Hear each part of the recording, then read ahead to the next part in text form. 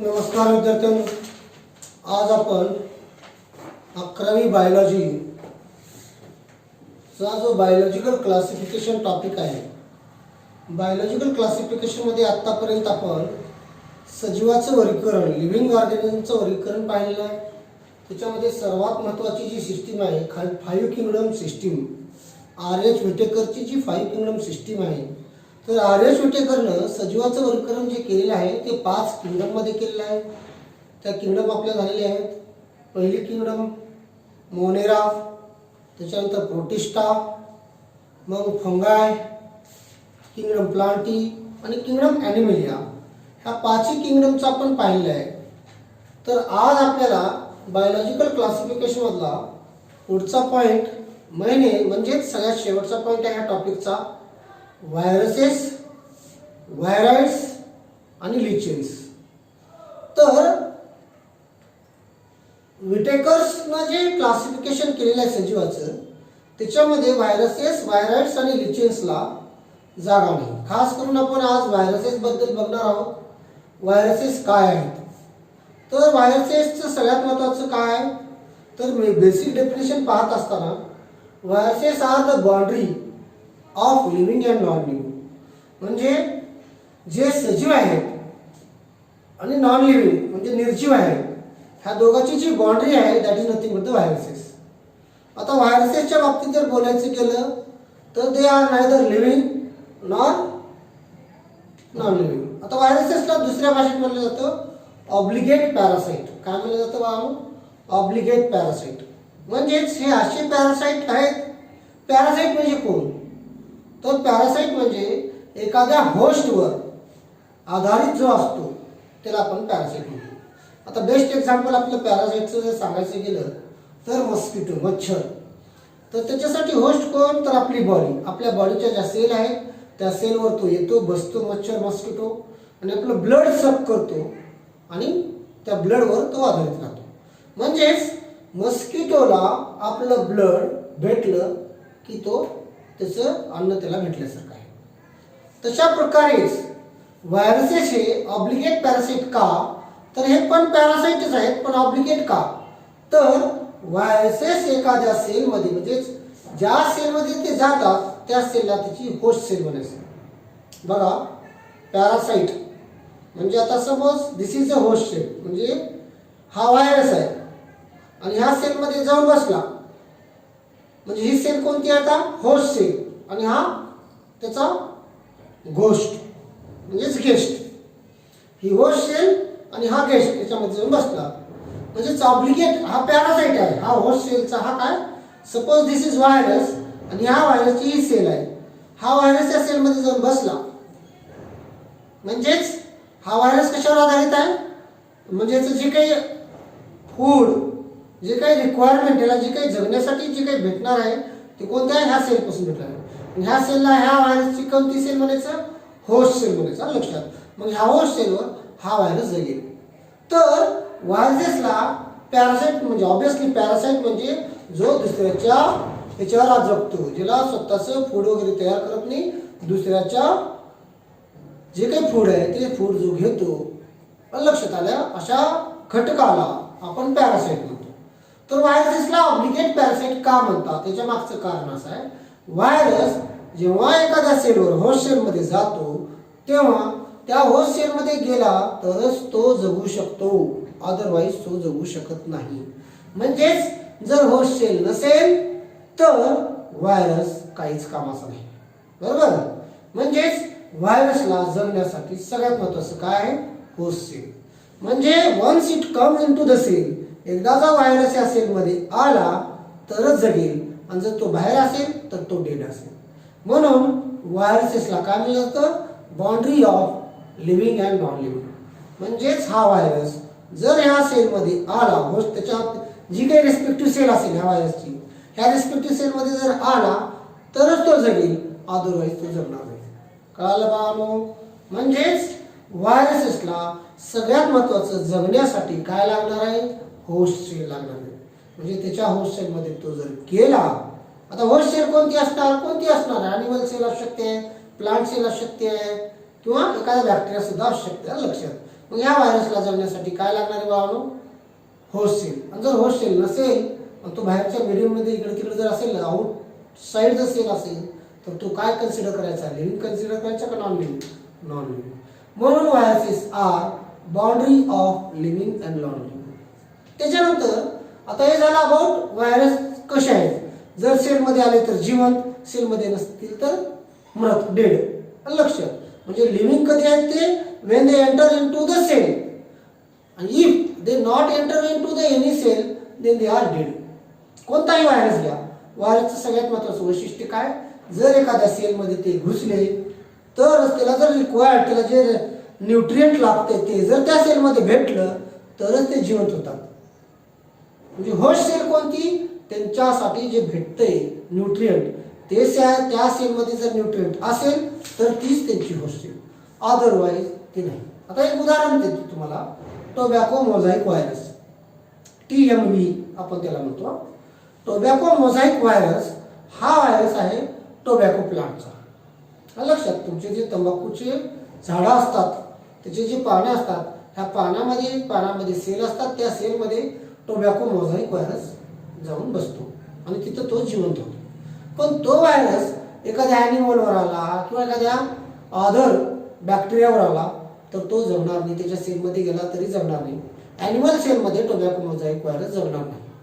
मग tobacco mosaic व्हायरसची host sale कोणती? तर टोबॅको सेल. बरोबर, तंबाखूचे जे काही पाने आहेत त्याच्या ज्या काही सेल आहेत ह्या सेल त्याच्यासाठी होस्ट असतात. म्हणजे टोबॅको मोझाईक व्हायरसला टोबॅकोच्या लीफच्या खास करून जे सेल आहेत ह्या सेलमध्ये गेल्यानंतरच तो जिवंत होतो, अदरवाईज इट इज डेड. म्हणजे तो डेड असेल. म्हणजे सांगायचं तात्पर्य, कोणताही व्हायरस त्याच्या प्रॉपर होस्ट सेलमध्ये एंट्री केल्यानंतरच जिवंत होतो, अदरवाईज तो डेड असतो. म्हणून viruses are boundary of living and non living. मग आता हे व्हायरसेस बनतात कशापासून? असते काय यांच्यामध्ये? तर सगळ्यात महत्त्वाचं व्हायरसेसमध्ये न्यूक्लिओ प्रोटीन, प्रोटीन असते पण न्यूक्लिओ प्रोटीन असते लक्षात, आणि जेनेटिक मटेरियल असते. व्हायरसेसकडे जेनेटिक मटेरियल असते बाळांनो आणि न्यूक्लिओ प्रोटीन असते. हे दोन घटकापासूनच बनतो व्हायरस, फक्त आणि फक्त न्यूक्लिओ प्रोटीन आणि काय? Genetic material. मग आता तुम्ही म्हणताल सर जेनेटिक मटेरियल कोणतं असते? ऑब्विसली आपल्यामध्ये जसं जेनेटिक मटेरियल असते तसंच. आता आपण जर ॲनिमलच्या बाबतीत म्हणजे आपल्या बाबतीत जर बोलायचं केलं तर जेनेटिक मटेरियल काय असते? आपलं DNA. बरोबर, प्लांटचं जेनेटिक मटेरियल काय असते? DNA. तसंच काही ॲनिमलचं, प्लांटचं जेनेटिक मटेरियल आपल्याला माहित आहे की DNA असते. पण व्हायरसच्या बाबतीत थोडंसं वेगळं आहे. व्हायरसेसमध्ये जेनेटिक मटेरियल हे वेगवेगळे आहे. काही व्हायरसेसमध्ये जेनेटिक मटेरियल RNA आहे, काही व्हायरसेसमध्ये जेनेटिक मटेरियल हे DNA आहे. लक्षात, आयदर RNA और DNA हे त्यांचं जेनेटिक मटेरियल आहे. पण दोन्ही नसतात. व्हायरसेसमध्ये एक तर DNA असेल किंवा RNA, दोन्ही नसणार नाही. लक्षात, DNA अँड RNA अशी कंडिशन राहणार नाही. DNA और RNA. आता याच्यामध्ये स्ट्रँड असतात. DNA मध्ये दोन स्ट्रँड असतात. आपण जर तुम्ही 10वीचं जर कधी पाहिलं DNAचं स्ट्रक्चर तर डबल स्टँडर्ड DNA असतं. बरोबर, म्हणजे ह्युमनचा जो DNA आहे तो डबल स्टँडर्ड DNA आहे. तसंच व्हायरसेसचं जे जेनेटिक मटेरियल आहे बघा, हे जेनेटिक मटेरियल काही मध्ये सिंगल स्टँडर्ड एकच स्ट्रँड असलेला RNA काही व्हायरसेसमध्ये, आणि काही व्हायरसेसमध्ये डबल स्ट्रँड RNA dsDNA त्याला म्हणायचं. तसंच काही व्हायरसेसमध्ये डबल स्टँड DNA. म्हणजे सांगायचं तात्पर्य RNA असू शकते. RNA मध्ये दोन प्रकारचे RNA, single standard RNA, double standard RNA, हे त्यांचं जेनेटिक मटेरियल असू शकते. लक्षात, तशाच प्रकारे काही व्हायरसेस आहेत ज्यांच्यामध्ये जेनेटिक मटेरियल काय असणार? Double standard DNA. लक्षात, तर त्यांचं जेनेटिक मटेरियल हे असं असणार. मग त्याच्यानंतर हे प्रोटीनचा फायदा काय आहे व्हायरसेसमध्ये?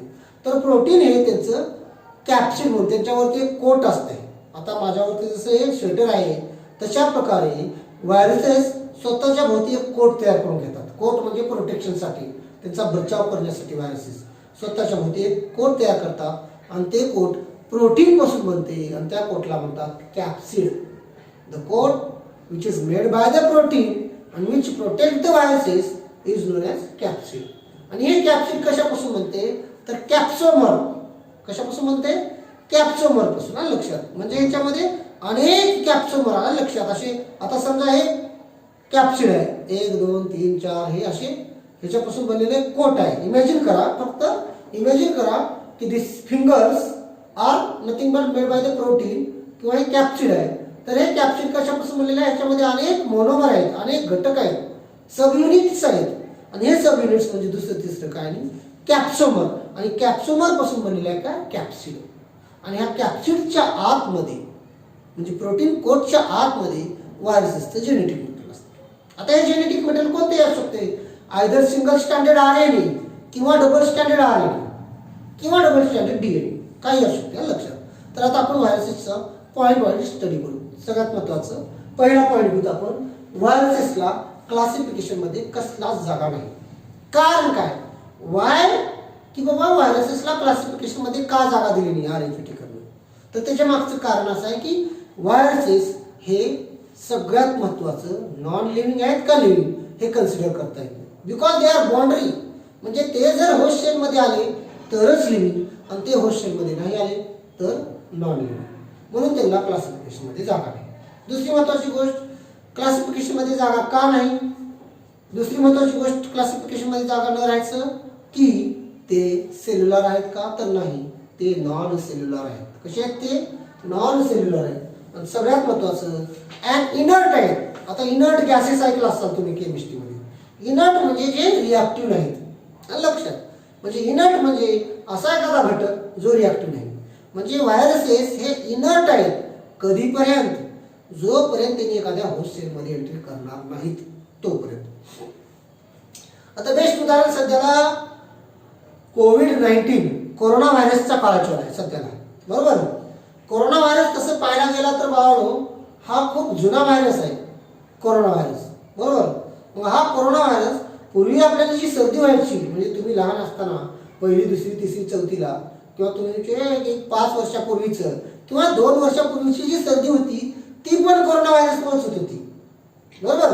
मग हा कोरोना व्हायरस जो होता त्याचीच पुढची पिढी आलेली आहे, that is nothing but the कोविड-19 कोरोना व्हायरस.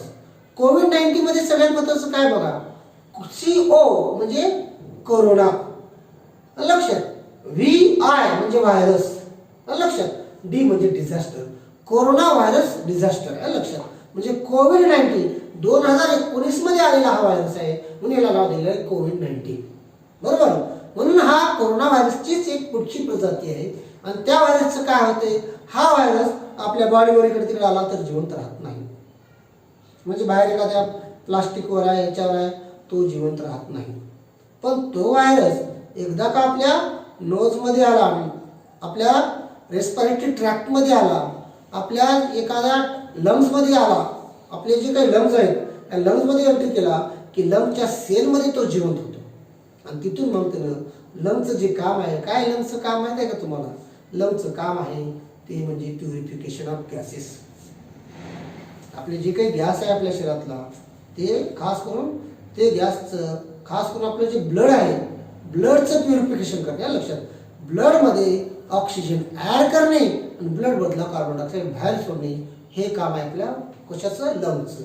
लंग्समध्ये सगळ्यात महत्त्वाची जी पल्मोनरी आर्टरी असते, म्हणजे लंग्सकडे हार्टकडून ब्लड घेऊन येणारी जी आर्टरी ती कोणती आहे? Pulmonary artery. ही पल्मोनरी आर्टरी काय करते? हार्टकडून रक्त घेऊन येते लंग्सकडे. कसलं? डिऑक्सिनेटेड, म्हणजे ज्याच्यामध्ये ऑक्सिजन नाही, म्हणजे कार्बन डायऑक्साईडचं प्रमाण जास्त असलेलं ब्लड लंग्सकडे घेऊन येते. मग लंग्समध्ये आणून ते ठेवते आणि लंग्समध्ये मग आपण नाकाद्वारे जे काही एअर घेतो आतमध्ये त्या एअरमधला ऑक्सिजन मग त्या लंग्समध्ये मिक्स होतो, कुठं? ब्लडमध्ये. आणि मग ब्लडमध्ये काय होते? ऑक्सिजनेशन होते. ब्लडचं काय होणे? Oxygenation. What do mean by oxygenation of blood? म्हणजे दुसरं तिसरं काय नाही, ब्लडमध्ये ऑक्सिजन ॲड करायच्या प्रोसेसला काय म्हणतात बाळांनो? ऑक्सिजनेशन ऑफ ब्लड, बरोबर. मग हा ऑक्सिजन ॲड केल्यानंतर मग इथून पल्मोनरी वेन काय करेल? कसलं ब्लड घेऊन जाईल? लंग्सपासून ऑक्सिजनेटेड ब्लड घेऊन जाईल, कुठं? हार्टकडे. आणि अशा प्रकारे लंग्सपासून कसलं? ऑक्सिजनेटेड ब्लड पुन्हा कुठे घेऊन जाईल? हार्टकडे. म्हणजेच लंग्सचं काम काय? ऑक्सिजनेशन ऑफ ब्लड, ब्लडचं ऑक्सिजनेशन करणे म्हणजे ऑक्सिजन ॲड करणे. आणि अशा प्रकारे इनडायरेक्टली प्युरिफिकेशन ऑफ ब्लड म्हणजे ब्लडमध्ये कार्बन डायऑक्साईडला बाहेर काढणे आणि ब्लडमध्ये ऑक्सिजन ॲड करणे हे जे काम आहे ते लंग्स आहे. आणि तुमचा जो कोरोना व्हायरस म्हणजे कोविड-19 जो आहे तो त्या लंगच्या सेलवर अटॅक करतो आणि अशा प्रकारे हळूहळू त्या पर्सनला ऑक्सिजन डिफिशियन्सी होते. बरोबर. आता सध्याला तुमचं टेम्परेचर चेक केलं जाते. बरोबर. त्याच्यानंतर तुमचं ऑक्सिजन लेवल पाहिलं जाते. म्हणजे ब्लडमध्ये जर ऑक्सिजन लेवल भरपूर असेल तर असं समजायचं की त्या पर्सनवर कोविड-19 व्हायरसचा काहीच इफेक्ट झाला नाही. बरोबर. एनिवे तर ह्या व्हायरसेसबद्दल आपण बोलतोय म्हणजे हे व्हायरसेस आपल्या शरीरात आले तर जीवन, बाहेर ते डेड राहते. बरोबर. त्याच्यासाठी आपण आता काय करतोय, हँडवॉश करतोय प्रॉपरली. बरोबर. नाकाला मास्क लावते, नाकातून आपल्या आतमध्ये न जाणे हे प्रिव्हेन्शन घेते आपण. म्हणजे ते व्हायरस आपल्या शरीराच्या लंग्सच्या होस्ट सेलमध्ये त्यांच्या होस्ट सेल आता कोविड-19 ह्या व्हायरसची होस्ट सेल काय तर आपल्या लंग्सच्या सेल्स म्हणजे ह्या सेलमध्ये एंट्री होण्यापासून आपण थांबवतोय. काय करतोय त्याच्यासाठी आपण नाक मास्क बांधतोय, हात धुतोय आपले व्यवस्थित दररोज. जर आपल्या हा व्हायरस समजा ह्या बोटावर आला असेल, आपल्या फिंगरवर कुठे तर आला असेल तर धुवा निघून जाईल. बार बार त्याला रब करा, बार बार वॉश करा. आलं लक्षात. त्याच्यात आपण अजून एक सॅनिटायझर वापरतोय that is nothing but the alcohol based आहे त्याच्यामध्ये. आलं लक्षात. म्हणजे अल्कोहोल इथेनॉल बेस्ड सॅनिटायझर वापरतोय, त्याच्याने आपण हात हे स्वच्छ करतोय. म्हणजे आपण त्या व्हायरसला मारत नाही बाळांनो, आपण फक्त काय करतोय या व्हायरसला काढून टाकतोय. बरोबर. मास्क लावतोय म्हणजे काय करतोय, व्हायरसला आत येण्यापासून थांबवतोय. आलं लक्षात.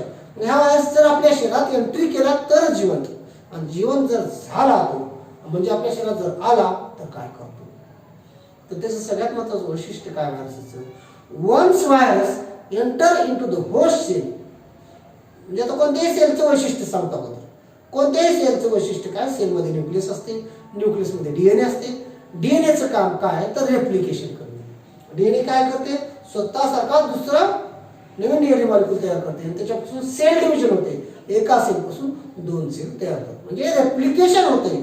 जेनेटिक मटेरियलचं काम काय आहे, प्रॉपर्टी काय तर रेप्लिकेशन करणे. रेप्लिका म्हणजे डुप्लिकेट कॉपी तयार करणे. बरोबर. म्हणजे डीएनए जेनेटिक मटेरियलचं काम काय रेप्लिकेशन करणे. पण व्हायरस एखाद्या होस्ट सेलमध्ये घुसला, त्याची जी रेप्लिकेशनचं काम करायची जी काही मशिनरी आहे, जी काही मशीन आहे त्याची म्हणजेच जी काही रेप्लिकेशन मशिनरी आहे त्या मशिनरीला म्हणजे थांब, आता त्या सेलचं काम करायचं नाही, आता माझं काम करायचं. कोणाचं, व्हायरसचं. म्हणजे रेप्लिकेशन कोणाचं करेल, आपले होस्ट सेल त्या व्हायरसचं रेप्लिकेशन. आणि अशा प्रकारे आपल्या शरीरात व्हायरसची संख्या वाढत असते. लक्षात. तर अशा प्रकारे आता आपण बघूया, once infect the host cell it replicates themselves. म्हणजे एकदा जर होस्ट सेलमध्ये व्हायरस घुसला तर त्याची जी काही मशिनरी आहे रेप्लिकेशन करणारी, ती मशिनरी व्हायरस स्वतःसाठी वापरतो आणि स्वतःचे रेप्लिकेशन घडवून आणतो. म्हणजे व्हायरसची संख्या त्या सेलमध्ये त्या बॉडीमध्ये वाढण्यास सुरू होईल. बरोबर. त्याच्यानंतर दिमित्री इव्हानोव्स्काय नावाचा जो सायंटिस्ट आहे, पण दिमित्री इव्हानोव्स्काय हे 1892 मध्ये ह्या सायंटिस्टनं मोझाईक डिसीज ऑफ टोबॅको, लक्षात, टोबॅकोचा जो मोझाईक डिसीज आहे ह्याचा अभ्यास केला. लक्षात. म्हणजे टोबॅकोच्या पानाचा अभ्यास केल्यानंतर त्याला जे काही डॉटेड स्ट्रक्चर म्हणजे वर spot, white spot, yellow spot सापडत होते पानावर तंबाखूच्या. मग त्याचा अभ्यास करत होता कोण, दिमित्री इव्हानोव्स्काय. कधी 1892 मध्ये. आणि त्याने त्यावेळेस व्हायरसला काय म्हणलं तर virus is a venom. Venom म्हणजे एक विष आहे किंवा ऑर पॉयझनस फ्लूइड, एक विषारी फ्लुइड आहे असं नाव व्हायरसला कोण दिलं, दिमित्री इव्हानोव्स्काय. लक्षात. मग आता व्हायरसेस कशी आहेत साईज, त्याची साईज जर बघायला गेली तर ते बॅक्टेरियापेक्षा छोटे आहेत. ॲनिमल सेल, प्लांट सेल मोठे आहेत म्हणतो आपण, त्याच्यापेक्षा छोटा बॅक्टेरिया सेल म्हणतो. बॅक्टेरियल सेल पेक्षा पण छोटा आहे व्हायरस. आणि व्हायरसेस छोटे का तर बॅक्टेरियल फिल्टर मधून, म्हणजे दिमित्री इव्हानोव्स्काय काय केलं होतं, बॅक्टेरियल फिल्टर मधून काय केलं होतं व्हायरसेसला, म्हणजे हे जे मोझाईक टोबॅकोचं जे मोझाईक डिसीज आहे, टोबॅकोच्या पानाला असं हे केलं होतं, त्याचं फ्लुइड काढलं होतं.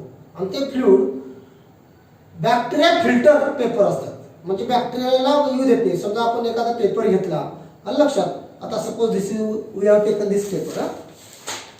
समजा आपण हा एक पेपर घेतला, तर ह्या पेपरवर फ्लूइड टाकायचं आणि खाली फ्लूइड होईल.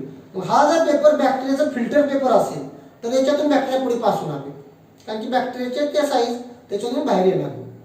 मग व्हायरसेस त्याच्यापेक्षा छोटे आहेत, म्हणजेच they pass from bacteria filter also, म्हणजे बॅक्टेरिया फिल्टर मधून सुद्धा बॅक्टेरिया पास होतात.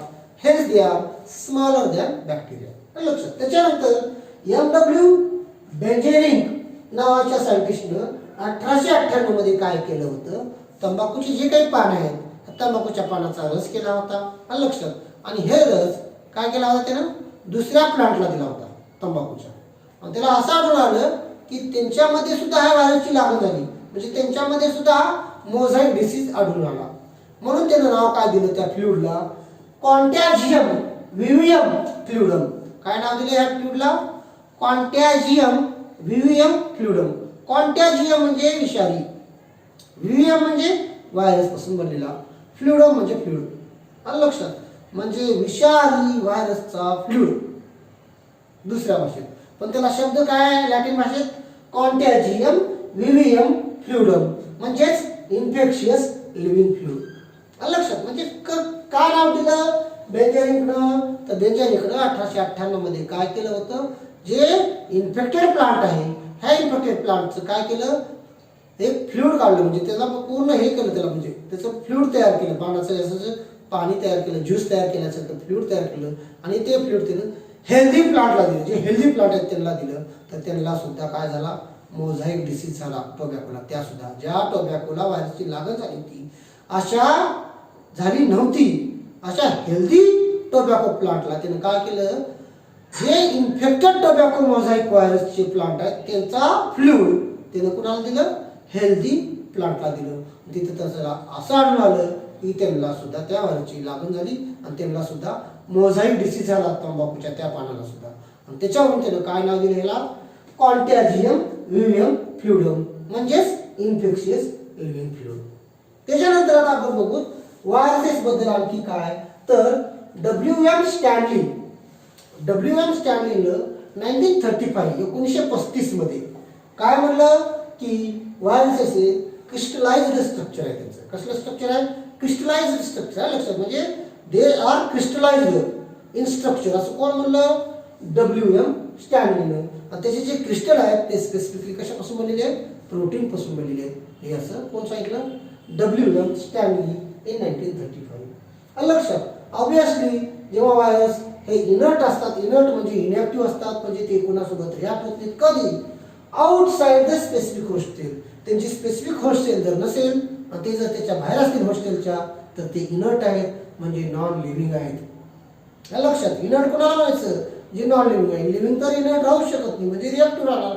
आपल्याला तर काही झालं, समजा बाहेर वातावरणात बदल झाला तर आपल्याला लगेच काही नाही कळते, आतमध्ये मेटाबॉलिक रिॲक्शन घडत असतात, मेटाबॉलिझम घडत असते. पण ह्या व्हायरसेसच्या बाबतीत जर त्यांची होस्ट सेल नसेल तर they are inert. Obligate parasite आहेत. व्हायरसेस कसे आहेत, ऑब्लिगेट पॅरासाइट आहेत. ऑब्लिगेट म्हणजे विदाउट होस्ट हे जिवंत राहू शकत नाहीत, म्हणजे हे असे पॅरासाइट आहेत ज्यांना होस्ट सेल असेल तरच जगू शकतात, आणि अशा पॅरासाइटला आपण म्हणतो ऑब्लिगेट पॅरासाइट. लक्षात. मग ह्या व्हायरसेस मध्ये जेनेटिक मटेरियल असतंय का, तर असतंय. जेनेटिक मटेरियल यांच्यामध्ये असते. कोणतं, डीएनए किंवा आरएनए. एक तर त्यांच्याकडे जेनेटिक मटेरियल डीएनए असेल किंवा आरएनए. असा कोणताच व्हायरस नाही ज्याच्याकडे डीएनए आणि आरएनए दोन्ही जेनेटिक मटेरियल आहे, आयदर डीएनए किंवा आरएनए. लक्षात. त्याच्यानंतर त्यांच्यामध्ये जे आहे मेनली व्हायरसेस आहे मेड अप ऑफ कशापासून, न्यूक्लिओ प्रोटीन आणि जेनेटिक मटेरियल. लक्षात. त्यांच्यामध्ये काय आहे, न्यूक्लिओ प्रोटीन आणि जेनेटिक मटेरियल. लक्षात. आता याच्यामध्ये व्हायरसेस जर प्लांटला लागत असतील तर त्याला प्लांट व्हायरसेस म्हणतात. व्हायरसेसची होस्ट सेल जर ॲनिमल असेल तर त्याला ॲनिमल व्हायरसेस म्हणतात. व्हायरसची होस्ट सेल जर बॅक्टेरिया असेल, बघा बॅक्टेरिया खूप छोटा आहे, मायक्रोब्स आहे, त्याला सुद्धा व्हायरसची लागण होते. म्हणजे या बॅक्टेरियाला जर व्हायरसेस लागत असेल त्याला म्हणतात बॅक्टेरियल व्हायरसेस. दुसऱ्या भाषेत त्याला बॅक्टेरियोफेग म्हणतात. बॅक्टेरियोफेग का म्हणतात बघा बघा, बॅक्टेरियल सेल छोटी असते, त्याला व्हायरस लागला तर त्याला त्याची रेप्लिकेशन मशिनरी स्वतःसाठी वापरते, आणि बॅक्टेरिया सेलला सगळं त्याच्यातलं सगळं खाते आणि शेवटी त्या बॅक्टेरिया सेलला लायसिस करून टाकते, मारून टाकते. म्हणजे त्याला म्हणतात बॅक्टेरिया इटर. ह्या व्हायरसला काय म्हणतात, बॅक्टेरियो म्हणजे बॅक्टेरिया, फेग म्हणजे हिट करणारा, खाणारा, तो पॅरासाइट आहे, म्हणजे हो बॅक्टेरियापेक्षा छोटा आहे पण आतमध्ये जातो आणि त्याला पूर्णपणे खाऊन टाकतो, म्हणून त्याला बॅक्टेरिया फेग म्हणतात. अशा प्रकारे प्लांटच्या व्हायरसला प्लांट व्हायरसेस म्हणतात, ॲनिमल होस्टिंग असेल तर ॲनिमल व्हायरसेस, बॅक्टेरिया होस्टिंग असेल तर बॅक्टेरियल व्हायरसेस. आता जर प्लांट व्हायरस असतील तर मोस्टली प्लांट व्हायरसेसचं जे जेनेटिक मटेरियल आहे बाळांनो ते आहे single standard RNA. Small S आणि कॅपिटल आरएनए जर असेल तर त्याला समजायचं सिंगल स्टँडर्ड आरएनए, बरोबर. आणि ॲनिमल मध्ये जर असेल तर ॲनिमल मध्ये हा virus either single standard RNA किंवा डबल स्टँडर्ड आरएनए. लक्षात, आरएनए एक तर सिंगल स्टँडर्ड किंवा डबल स्टँडर्ड आणि DNA double standard DNA animal viruses मध्ये आढळतो. लक्षात. त्याच्यानंतर बॅक्टेरियामध्ये जर व्हायरस बॅक्टेरियाला लागण होत असेल, बॅक्टेरियल व्हायरस म्हणजे बॅक्टेरियोफेज जर असेल तर त्याला डबल स्टँडर्ड डीएनए त्याचं जेनेटिक मटेरियल असतं.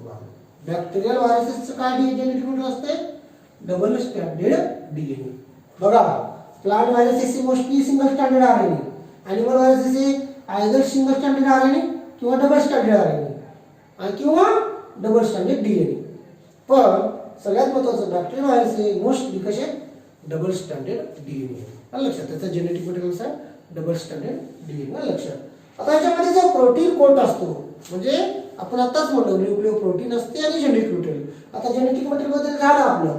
आता जो न्यूक्लिओ प्रोटीन म्हणजे जो प्रोटीन आहे ह्या प्रोटीनचा वापर काय होतो तर त्याला कोट तयार करते आणि त्या कोटला म्हणतात कॅप्सिड. आणि हे कॅप्सिड कपासून म्हणजे कॅप्सोमर पासून. लक्षात. आणि कॅप्सिड काय करते? It protect genetic material. Genetic मटेरियलला काय करते? प्रोटेक्ट करते. आणि ह्या कॅप्सिडच्या आतमध्ये काय असते? न्यूक्लिक ऍसिड असते. न्यूक्लिक ऍसिड म्हणजे काय? आयदर आरएनए किंवा डीएनए. नाव तसं आहे. आरएनएचं नाव काय बाळांनो? रायबोन्यूक्लिक ऍसिड. डीएनएचं नाव काय? Deoxy रायबोन्यूक्लिक acid. आरएनए म्हणजे रायबोन्यूक्लिक ऍसिड, डीएनए म्हणजे डीऑक्सी रायबोन्यूक्लिक ऍसिड. आणि ह्या कॅप्सिडच्या आतमध्ये काय असते? Nucleic acid. ह्या न्यूक्लिक ऍसिडला प्रोटेक्ट करायचं काम कोण करते? कॅप्सिड. लक्षात. आणि हे कॅप्सिड कशापासून बनलेलं आहे? कॅप्सोमर पासून. आणि कॅप्सोमर हे प्रॉपरली असेंबल असतात, अरेंज असतात. कसे? आयदर हेलिकल और पॉलीहेड्रल जिओमेट्रिक फॉर्म. लक्षात. पॉलीहेड्रल स्ट्रक्चर असू शकते किंवा हेलिकल असे लटकते.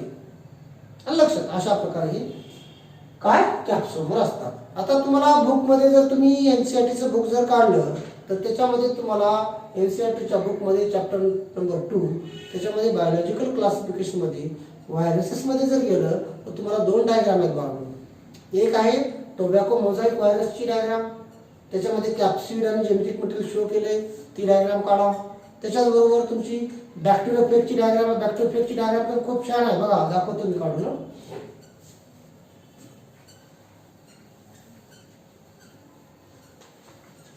बॅक्टेरियोफेजची डायग्राम काढायची म्हणजे की पटकन बेन्झीनची रिंग काढायची आपली केमिस्ट्री मध्ये अशी रिंग काढायची. आणि दुसरं तिसरं काय नाही, हे रिंग म्हणजे हा आपला कॅप्सिडचा कोट, आपला नाही व्हायरसचा. बरोबर, व्हायरसचा हा प्रोटीन पासून बनलेला कोट. लक्षात. आणि त्याच्यानंतर खाली अशी हे स्टँड असतं. लक्षात. हे असं आणि ह्याला असे टेल असतात.